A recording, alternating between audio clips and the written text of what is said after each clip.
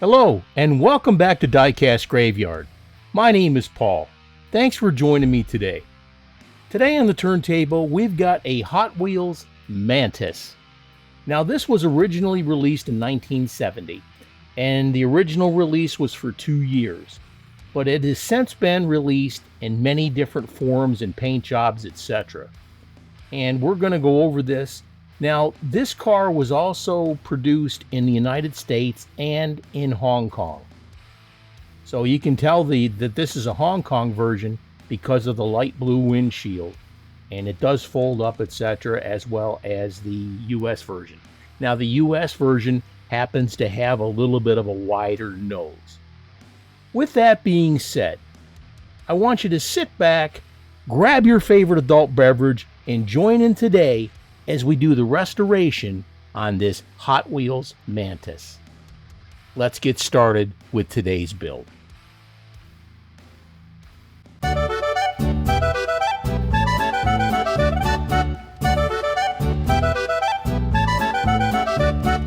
It's time to start the autopsy. I've already started by drilling out the posts on the bottom. Let's take everything apart. Here's the body. Now there's a bunch of oxidation on here, so we're going to have to clean that up. Other than that, the body itself is in pretty good shape. Here's the base. The base looks excellent. Now these are cap style wheels, so we'll be able to replace those. We got large meats in the back and medium meats in the front. We'll get those changed out. Looking good. Here's the motor. That just pops in. Here's the interior. This kind of bronze brown interior and the blue windshield. Let's continue. Someone is being exhumed. I'm going to strip the paint off using this citrus strip, or as I like to call it, embalming fluid. Put it in there, give it a really good coat. Even though we're going to use the same color, we definitely want to take all the old paint off. I cleaned it all up and scrubbed it down with Zep degreaser. Now we're going to hit it with the flitz. I first touched it up with a little bit of steel wool just to get some of that oxidation off. But now we're going to polish it. Flitz is a great product. I also use Blue Magic Metal Polish Cream. I like the flitz a little bit better because it's a little bit of a thicker consistency and stays in place instead of running off on the side. Let's do our best to polish this up. Now you've seen me polish before. Let's speed this up. Now is a really good time to sit back and enjoy your adult beverage.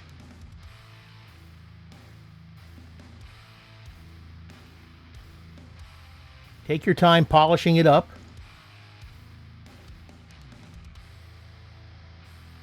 You definitely don't want your Dremel to go too fast because you can burn the polish and it will not look good on your car. And there's today's tip from your Uncle Paulie.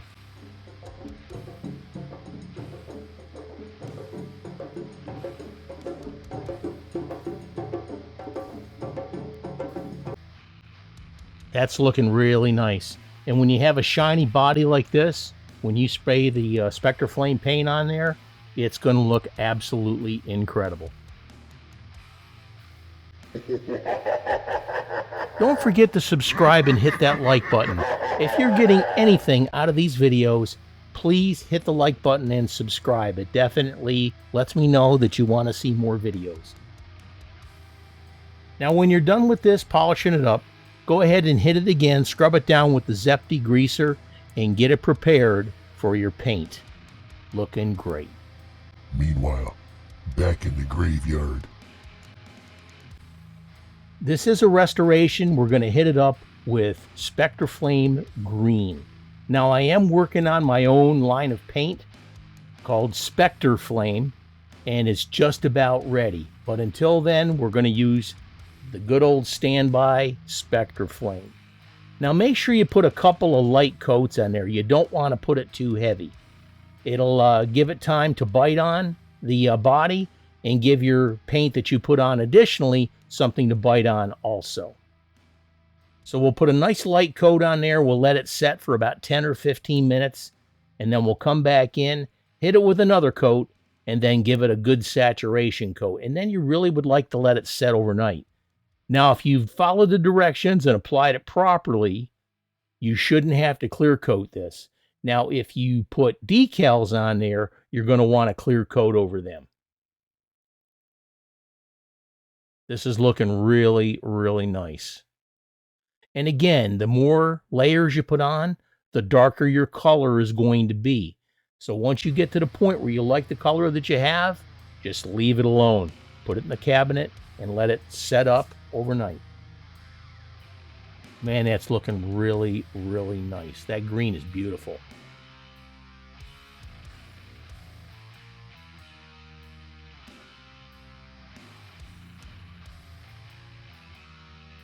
That's looking super sweet. All right, let's put it in the cabinet, let it set overnight. Now we're going to work on the base. The base is in pretty good shape, but we're going to polish it up. Here I'm putting it in a mixture of lime away and water, a 50-50 mixture, and we're going to put the engine in there also. Put it in there for about 2.5 to 3 minutes. You don't want to put it too much longer than that, but once you pull it out, scrub it down with the brass brush. If you use a steel brush, you're liable to scratch the base or whatever surface you're trying to fix up, and it won't look very good.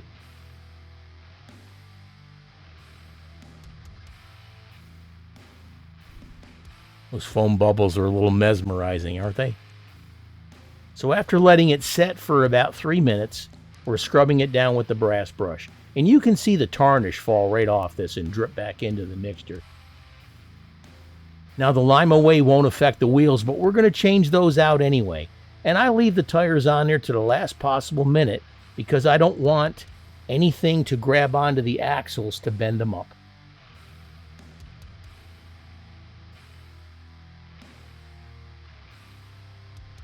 Make sure you're wearing your proper protection. Here I've got one glove on. I should have 2 on, but I also always wear my eye protection. You definitely don't want to get this stuff in your eyes because it is a form of acid. Scrub down the engine.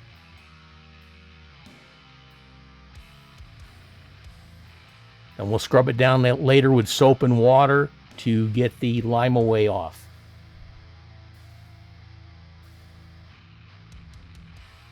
This is going to look super nice.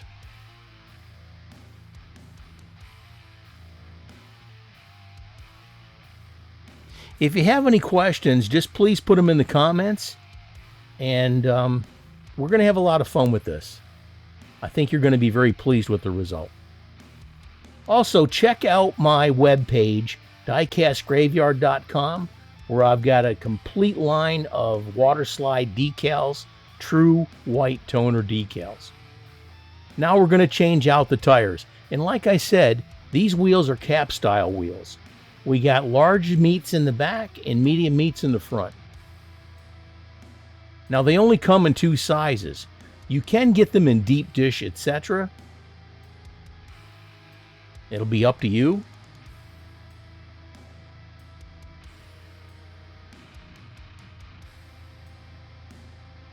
Oh, that one went flying. Get it in that little groove and pop that off.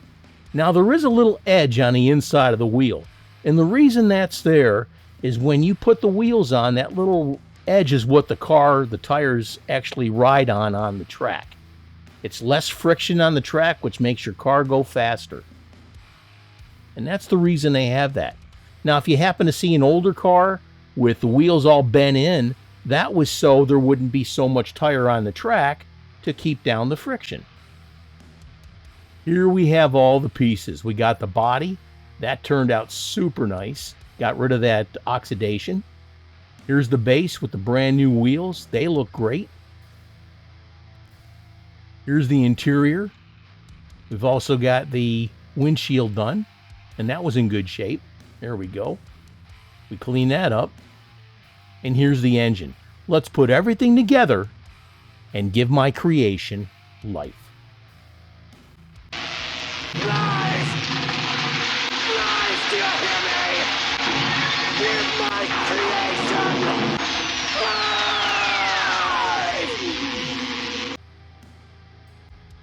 And here's what we started with. This Hot Wheels Mantis that came out in 1970. Now, like I said, there's a lot more variations of this under different names, different decal packages, etc. But the original Mantis, like this one, was made only for the first 2 years, and it came out later on, like I said, with a bunch of different paint jobs, etc. Now, like I said, if you're getting anything out of these videos, mash that like button, hit that subscribe button, and we'll have a lot more videos coming up in the very, very near future. This one was great fun. And here's the result. Man, that thing looks incredible, and this is definitely something that I'll be proud to have in my collection. Now, a lot of people talk about, oh, you know, you'll ruin the value and all that stuff. I'm sorry.